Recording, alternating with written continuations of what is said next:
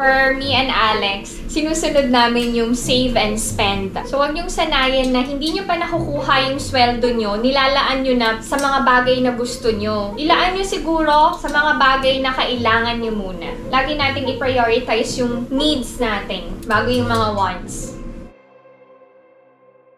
Annyeong! Hi everyone! Welcome back to my channel. This is Pinay Mom in South Korea and this is a day in my life. Dahil a day in my life, hindi mawawala ang Filipino food sa table namin. Siyempre, excited akong ipaghanda si Alex, Ina, and Ijun and hopefully magustuhan nila. Kagagaling ko lang sa trabaho actually. Thank you Lord kasi hanggang 3 PM na lang yung klase ko and hindi talaga ako pagod sa trabaho. So may time and energy ako para makagawa ng content para sa Tunetizens. Oh, ganyan ko kayo ka-love Tunetizens. Kaya naman, Tunetizens, samahan niyo ako, dyan lang kayo. I'm gonna cook my merienda. Very popular ang merienda na to sa atin sa Philippines and nung college ako, madalas ko din tong kainin after sa school. Which is the Pansit Canton! Yay! Magluto tayo ng Pansit Canton, Tunetizens, for my merienda bago ako gumawa ng household chores. May mga trabaho ako dito sa bahay na hindi ko natapos this morning. Kaya, Tunetizens, yun lang kayo. Samahan niyo ako ngayong araw na to. Okay? Let's cook na. Merong subscribers na nagbigay sa akin ng pansitan. Okay, cut! Merong subscriber na nagbigay sa akin ng Lucky Me Pansit Canton Chili Mansi. Actually, iba-iba yung flavors. Pero, eto na yung lulutuin ko today. Bago tayo sumabak sa very serious na household chores. Joke lang. Kayo, anong merienda nyo kanina?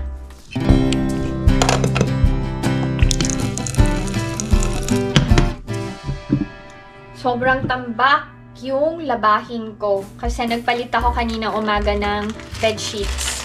Malamig na dito sa Korea. Parang winter na. Hindi na kayang lumabas ng light jacket lang ang suot. Lalo na sa umaga and sa gabi. Sa tanghali kasi may araw. So medyo warm. Pero malamig pa rin. Kumukulo na ang tubig. Ilagay na natin ang noodles. Ang aking sister-in-law ay nagbigay sa amin ng kanyang baked bread. Ang ginagawa ko sa bread ay pinipreserve ko sa freezer. Ito yun. Tapos, ipapainit na lang. Tapos, ipapainit na lang sa microwave. Mga 3 siguro. Ibalik natin. Pwede nyong ilagay sa freezer yung tinapay. Korean style. Kasi napainit na lang talaga. Sa atin, di ba, ang Pansit Canton ay laging may ka-pair na egg. Pero, I don't have the time to boil eggs. So, tinapay ang partner ng aking Pansit Canton. Lucky me, baka naman. Okay, painit na natin ang aking tinapay. Sa Korea, halos lahat ng household ay merong microwave. Hindi nawawala yan. Kasi mahilig ang mga Koreans magpainit na lang eh. Sinalang ko yung mga nilabahan ko kaninang umaga sa dryer. Mahirap na kasi magpatuyo ng damit sa Korea kasi malamig na.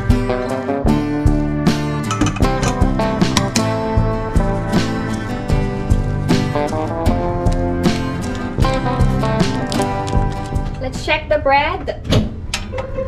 Okay, pwede. Pwede na. Let's eat merienda, Tunetizens. Filipino-style merienda muna tayo. Fun fact about Ijun, he only likes to drink mango juice, but he doesn't eat mango fruit. Cheese ang feeling nung tinapay. Perfect sa Pansit Canton. Kain tayo, Tunetizens. Join me. Let's eat together. What is your favorite merienda in the Philippines? As for me, I like binatog, cassava, palabok, and kamote Q. I also like palitaw. Parang ang laki nung serving nito. Extra large ba to? Hindi ko na-check yung packaging. May nagtanong, bakit daw magaling na ako mag-chopsticks? Alam nyo ba, nasa Philippines pa lang ako, marunong na ako mag-chopsticks. I think the first time I tried using chopsticks was when I was in high school. Kasi meron kaming ate sa Manila na dinadala kami sa... Saan ba? Saan ba kami dinala nun? Vietnamese restaurant. Hindi pala. Thai restaurant. Tapos chopsticks ang gamit. Nung first time ko talaga sa ganung restaurant, nahihiya ako kasi I didn't know how to use chopsticks. So, that time, the struggle was real. Tapos hanggang ano na, nasanay na. Yan tip ko sa mga gustong matutong mag-chopsticks, para sa mga first time, gumamit kayo ng wooden chopsticks. Hindi kasi madulas sa kamay. Tsaka magaan. Practice lang yun. Isa lang yung gagalaw, yung taas lang.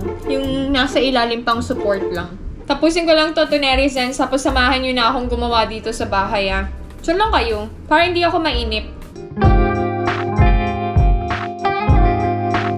Maghuhugas na ako nung ginamit ko. Personally, ayoko ng madaming hugasin. So, after using, washing kagad ang style ko. Kaya ba? Iniipon nyo muna bago nyo hugasan. That's not my style. Mas lalo akong napapagod pag nakita kong sobrang dami kong hugasan. Pero konti lang naman to. Siyempre, hindi mawawala ang ating gloves. Uulitin ko, ito ay hindi kaartehan lamang. For protection din to. May mga kaibigan ako na hindi sanay gumamit ng gloves pag naghuhugas ng pinggan. Actually, nung nasa Philippines naman ako, hindi ako nagka-gloves. Kaya lang, naging sensitive yung kamay ko. Kapag direct sa sabon, nagkakaroon ng rashes. So, sabi ni Alex, mag-gloves na ako. Nakatulong naman. Tapos, ugaliin nyo din na mag-hand cream. Alagaan nyo din yung kamay nyo. Ako talaga, inaalagaan ko yung kamay ko kasi yung right hand ko hindi maganda.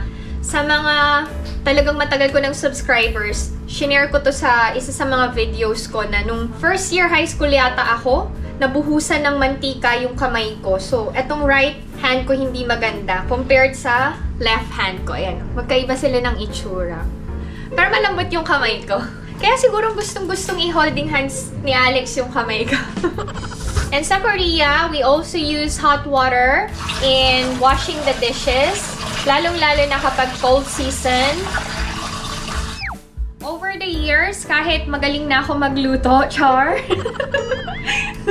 Yes, pinaninindigan ko na talaga na I'm good at cooking.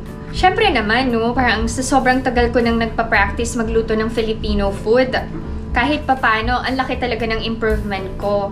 Pero, mas prefer ko pa din ang paghuhugas ng pinggan kaysa sa pagluluto.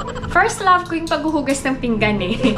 Anyway, tapos na ako magmerienda. Maayos na ang kusina. Ayusin ko yung mga bedsheets. Tambak lang. Di ko na tupi kanina.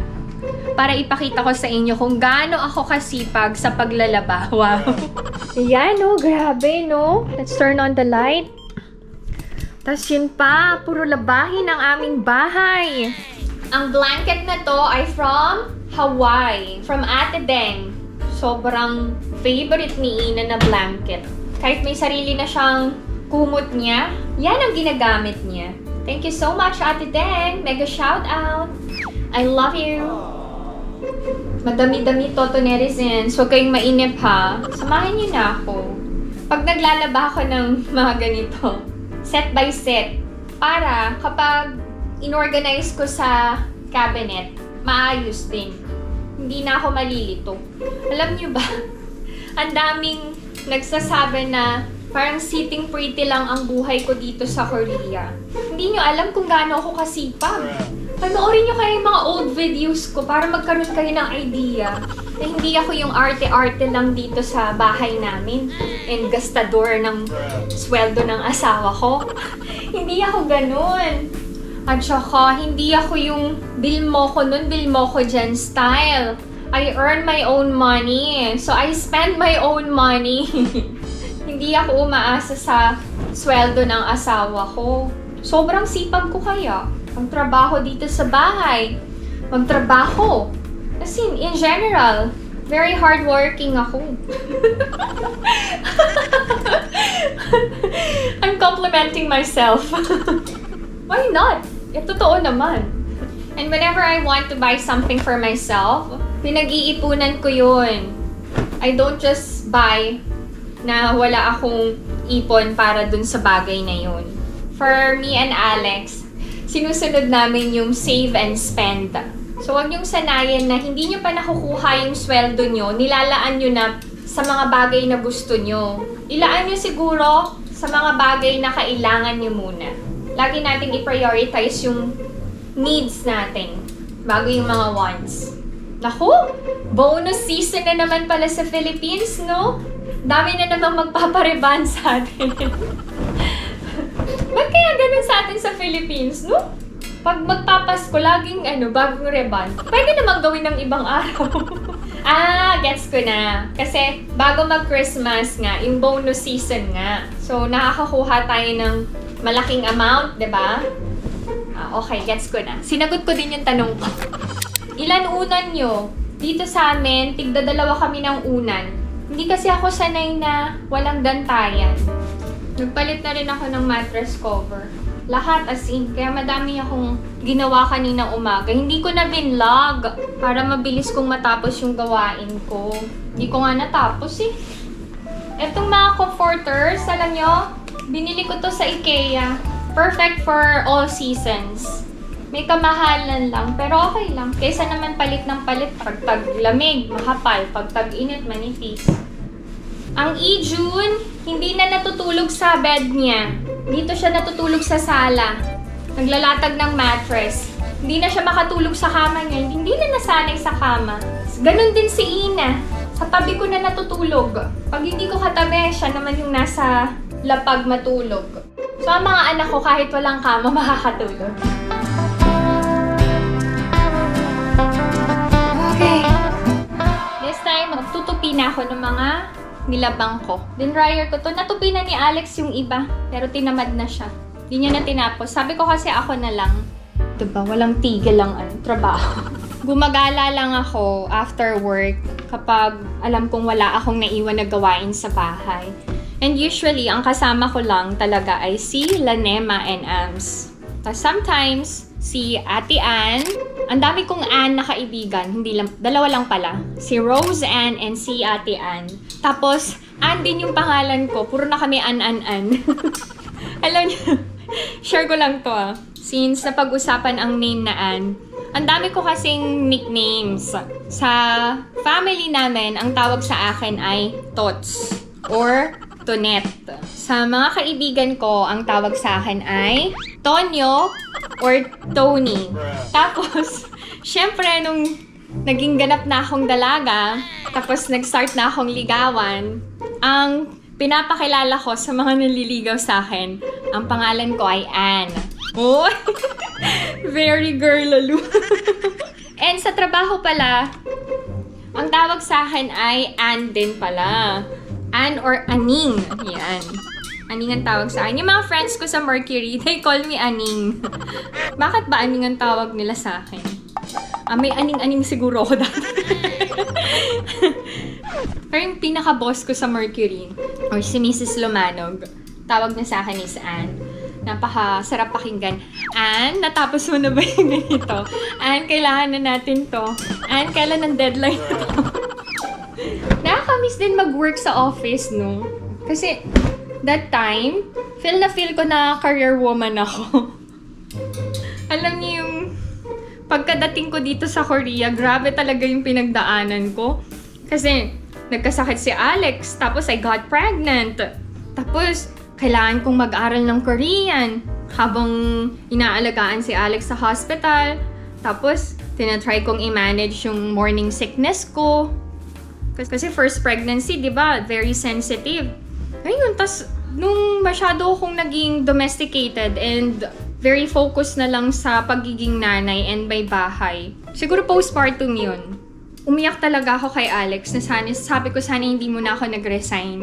Eh di sana hindi ako mukhang nanay. Tas ang sabi sa akin ni Alex, don't worry, you can go back anytime, you're still young. Ganun din, alam mo. Siguro, hindi talaga sa akin yung corporate world. Pina-experience lang sa akin, but it's not really for me.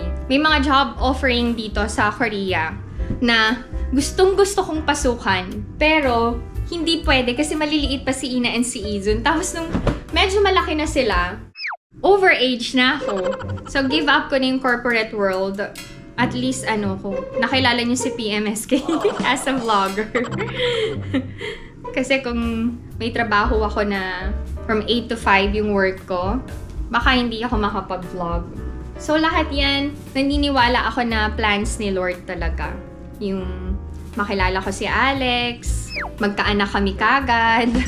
lahat yan. Alam ni Lord yung niya, plans niya for us. So, we just have to trust Him and have faith. So, kung ano man yung mga pinagdadaanan nyo ngayon, it will pass. In lahat ng trials natin, they will make us stronger. Yung lipstick ko, alam nyo, hindi nag-fade, oh. Kanina pa sa trabaho, until now, meron pa rin. Anong brand? Bobbi Brown. Medyo brown yung color niya kasi autumn na.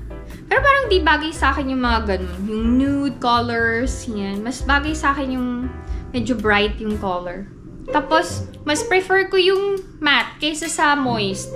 Ewan ko. Feeling ko mas bagay sa akin. Feeling ko lang, Ano sa tingin ko? Kung anong feeling ko na maganda sa akin, yung ginagamit ko. Hindi ko pa sinasabi sa inyo kung anong lulutuin ko, Wait lang. Kita nyo na din naman sa thumbnail. Tsaka sa title. Kahit di ko sabihin. Nag-iisip ako kung anong motif ng Christmas tree namin this year.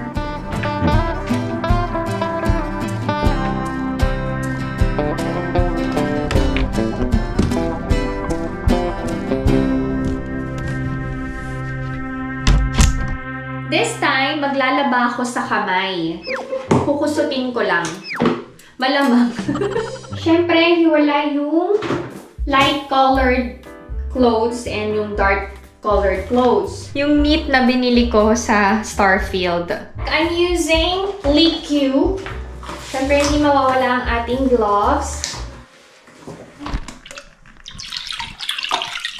Hindi ako nagsusuot ng bagong biling damit. Nilalaban ko muna talaga.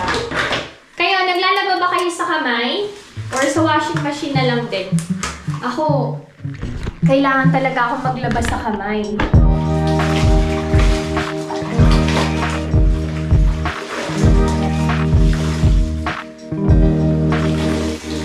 Yung mga branded ko na lingerie, nilalaban ko sa kamay. Kasi sabi ng boss ko before sa Mercury Drug, kailangan daw maganda yung suot mo, hindi lang yung labas, pati sa loob. Paano daw kasi kung nadisgrasya ka? Wag naman sana. So, hindi naman daw nakakahiya kapag bumulagta ka sa kalsada. May point naman. Oh, bigat. Mabigat. Kayo, ano-ano yung mga nilalaban nyo sa kamay?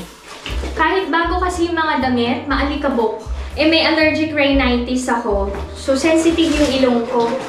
Ito, wala nyo. Kabibili ko lang na stain. Yan o. Wala, ayaw yata matanggal. Paano to? Kita. Orange. Kita nyo ba? Pag hindi ko to natanggal, ipapadry clean ko to. Para matanggal yung stain. Natatanggal naman, talagang kukusutin lang. Wait. Tumatawag yung editor ko. Hello. O, sige. Ano oras na mag-upload? 7. Kaya? O, sige. Aras. Send mo sa akin, thumbnail. Thank you. Bye-bye. Okay. In-update lang ako about sa video. Okay, laban na ulit ako. Okay na to. Baka hindi naman na mahalata pag natuyo. Next. These are all new. So, hindi ko na kailangan masyadong kusutin. Basta matanggal lang yung alikabok. Okay, magbabanlaw na ako. Tatapusin ko lang to. Diyan lang kayo. May i-share pa ako sa inyo, ha? Wait lang.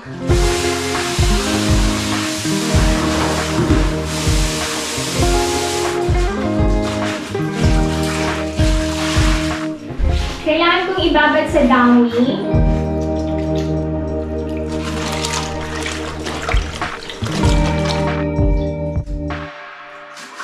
done. Konting babad lang. Mamaya ko na isasampay. Okay. Magbibihis lang ako, nabasahin damit ko. Tapos magluto na tayo ng Filipino-style dinner for Alex, Ina, and Izun. Diyan lang kayo.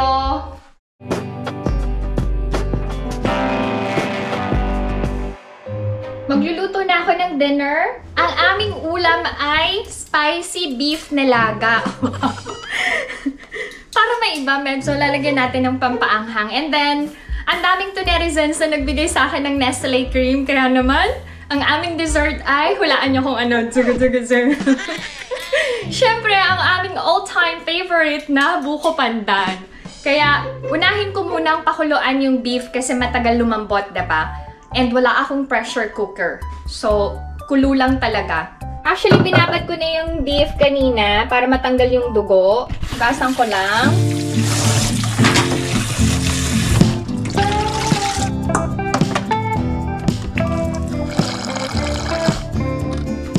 Kumukulo na. Kailangan kong tanggalin yung bubbles sa ibabaw para malinis. Dugo and fat daw to.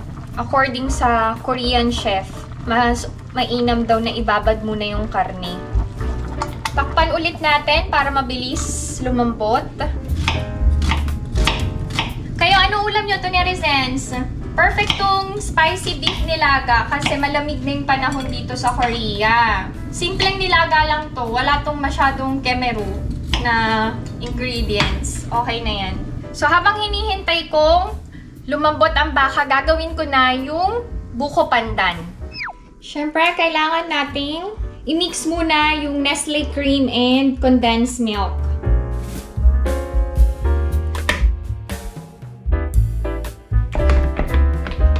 Tapos, maglagay na tayo ng condensed milk.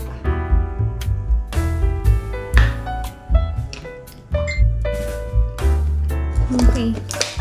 Para mabilis, ginunting ko na. Mix lang natin. Nandito na yung dalawa kong bisita. Dito daw sila magde-dinner. Kilala niyo na ako sino. Ang aking dalawang matalik na kaibigan. Oh, shucks. Ginawa ko na to kanina. Hindi pa ako prepared. Ang aga ng dalawa. Maaga nag-out today ah. Mabilis lang naman to. Yung nilaga yung medyo matagal. Yung last time na gumawa ako nito, hindi ko sila nabigyan. Kasi sobrang busy nila. O, nagva-vlog ako, Nens. Nagva-vlog ako. Nagva-vlog ang ate mo. Ay, nagsalat! Ate Tons. Magluluto po kami ng Adidas. Adidas. So, Adidas. Paano naman? anong luto? Adobo. Wow! Sige, gusto ko yan. Tapos may pasalupo kami kay ate na Whole chicken. Ay, sarap. May salad. Gusto niyo ba na may cheese ang buko pandan? Oo. Sige, lagyan ko na din dahil special naman kayo. Parang ang sarap ng buko pandan ko talaga ngayon. Okay, so done ang buko pandan. Ilalagay ko na sa ref. Masyadong madaming na ate. Ito ba yung ibibigay mo sa amin? Nema and I are so busy. Lagyan ko ng beef cube. Tapos pwede na lagyan ng sibuyas. Pwede na natin lagyan ng whole pepper. Tapos, fish sauce. Okay, pakuluin pa natin ng bonggang-bongga. Ate Tons, may kanin na ba? Ha? Kanin! Ay nako! Kung kailan luto na ang mga ulam. Hindi pa tayo walang kanin. Ay, magsasayang ako. Wait lang. Ay! Well, buti na lang nakaalala ng kanin. Kanin is life pa naman for Nema. Lagyan natin ng oil.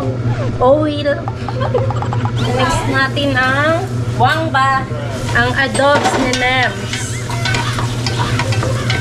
Kailangan natin pa brown ang wangba para mas lalong malasa. Kailangan tumuntong ni Nema. Dahil ang prang-tangkat ko. Ayan, namikos-mikos na natin lahat. Yung wangba, yung lisi. natin sa bonyos. Amoy pa lang, ulam na. Ay, lalagay na natin yung paa. Ay, sarap. Lagay ko na yung sili. Tapos,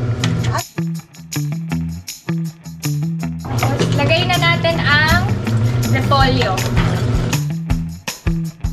Buksan natin ulit para tikman natin kung anong lasa Kapag niya. naglagay kayo ng... Dahil lutong mikos-mikos lang po yan. Mikos.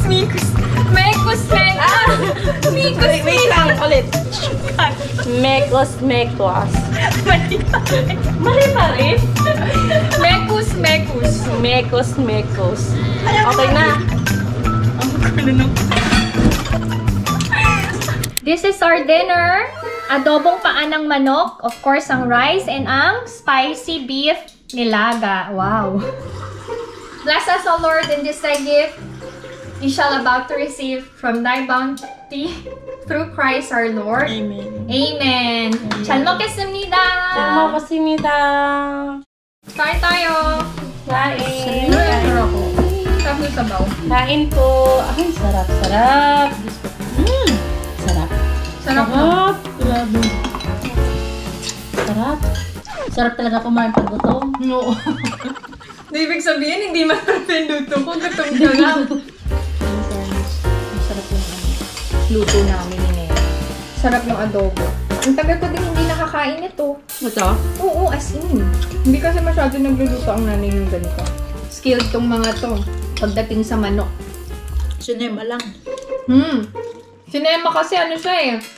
May position siya sa company eh. Siya yung in charge sa mga Pinoy. Parang supervisor siya ganun. Si Ina nasa academy pa. Si Ijun ayaw sumabay sa amin. Kanin pa? Ako na, sit down. Ako na. Kunwari lang, te. Kaya ka nagsabi lang ako. Pag nandito sila Nema, kailangan maraming kanin.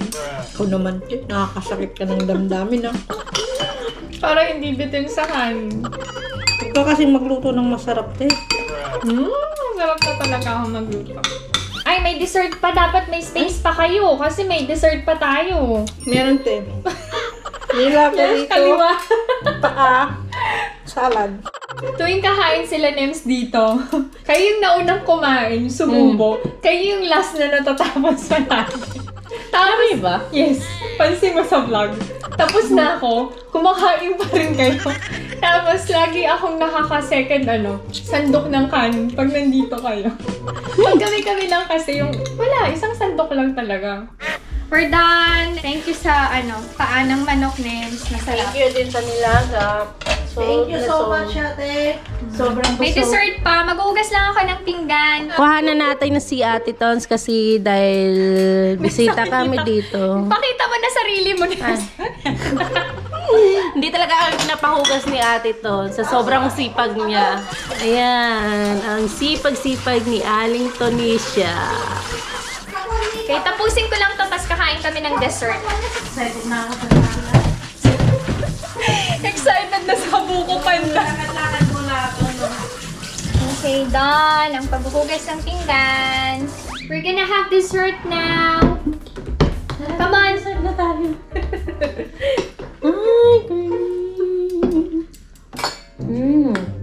Ay, sobrang creamy yung buko panda ni Ate Tons. The best to, no? And parang pinaka-specialty ko itong buko panda niya. Ano sa tingin mo? Diba? Kasi gustong-gusto ko yung buko panda niya. Ano ba? Ang sarap na yun. Ayawin niya na to. Balik niyo itong lalagyan ko, ah. Ang dami. Sige na. Ate, nakakaya naman. Ang dami. Sige na nga. Ako magaling magmasahe. Kasi ang nanay, masus dati. Nagmamasahe siya ng mga artista. Si nanay? Nanay. Sa mga hindi nakakaalam, ang nanay before, siguro nung elementary kami, nag-work siya sa Alabang spa ng mga artista. Minamasahe niya sila Michael De Mesa, si Cherry Hill, yan. Yun yung mga clients nila dun. Kaya magaling magmasahe ang nanay. Nakuha Lagi mo. niyang minamassage ang tatay. So yun, parang siguro I have that, talent. Oo, talent talaga. skill sa pagmamasahe. Magaling ako magmasahe. Anong agency sila? Ay, anong cheese pala? Eden. Anong Eden? Anong Eden pa? Cheese. Anong Eden yun?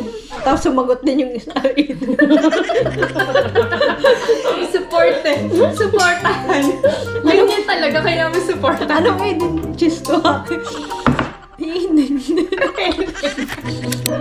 Okay. Merong sinema naisip. Nakapantulog kaming lahat. Nanghiram sila ng damit ko.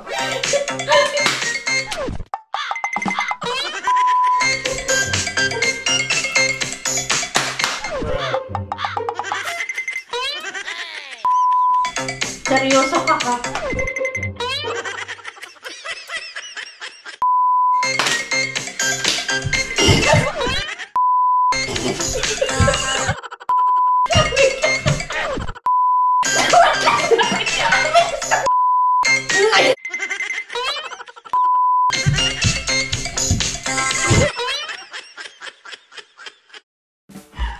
Bumili ako ng sobrang mahal na Ano yan? hand cream. Para ibibigay ko sa yung isa. Daniels. Daniel's Truth. Ang bango. Okay? Ang bango. Ito yung na room spray. Binili ko to sa Hanam Starfield para pagpunta ko sa inyo, mabango yan. Gift ko na yan. Thank you. You're welcome. Ano Ito naman pa, yun? oil perfume. Ang bango din, wait lang. Magkano yung ganito? Price nito is Palmanon ito. Pero dahil marami akong nabili dito, bumili ako ng 2 oil perfume, hand cream, and libre. Kaya nakakuha ako ng libre. Bye-bye, te. Bye. Thank you so much. Always take out. Sana huwag kang magsawang pakainin kami lagi. Good night. Good night. Bye-bye. Okay. Ang mga kids, pakakainin ko na. Si Ina ngayon lang natapos sa taekwondo. Pag nagpupunta yung dalawa dito sa bahay, halos ayaw nila umuwi. Kung di ko pa pauuwiin, laging feel at home, which is so good naman. Pinapainit ko yung nilaga. Another set ng hugasin. Pero okay lang. Binigay ko na yung nakuha kong freebie sa Daniels. Yun yung last time na binili ko together with Ate Ann sa Hanam Starfield. Plan ko talagang ibigay sa kanila. Kasi palagi silang may bisita sa bahay ni Ams. So, kailangan talaga ng room spray. Meron kasi akong ginagamit dito sa bahay. Binili ko naman from my nail artist.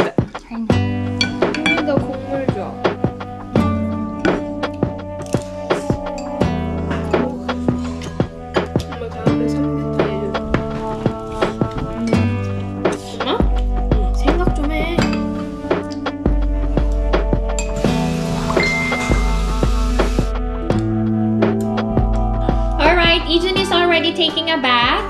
This is my video for today. I had fun with Nema and Ams. As always naman, I always enjoy their company. And I always want to serve them Filipino food. Lalong-lalo na kapag pagod sila sa trabaho nila. Parang it's my way of thanking them for always taking care of me. Palagi yan. They always ask kung kumusta ako, yung health ko, nakakakain ba ako ng maayos, nakakatulog ba ako ng maayos, yan. So, silang dalawa ay very precious sa akin. Okay lang na sila lang yung palagi kong kasama. And syempre, yung iba ko ding friends na kahit hindi ko madalas makasama, alam ko na totoo sila sa akin. Anyway, wala si Alex, hindi siya umuwi. Hopefully, matry niya tomorrow yung luto ko. So, if you enjoyed watching this video and new to my channel, please consider subscribing, like, and share. Bye, Mom in South Korea. Stay safe, everyone. Bye! Bye, bye, bye, bye. Good night, everyone. Good night. No, flying kiss. You can. You can, but you don't want to do it. Okay. Bye!